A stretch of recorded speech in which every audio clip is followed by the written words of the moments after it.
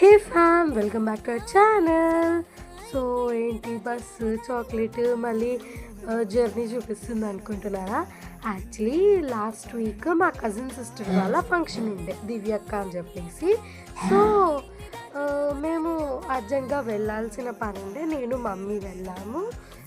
So అక్కడ full enjoy చేసాం, మా కజిన్స్తో మా పిన్నితో అందరితో చాలా బాగా ఎంజాయ్ చేశాను నేను. 2 డేస్ వెళ్ళాము. మళ్ళీ బ్యాక్ టు నార్మల్కి వచ్చి ఇంటికి వచ్చాక నాకేమో ఫుల్ కోల్డ్ కాఫ్ అయింది.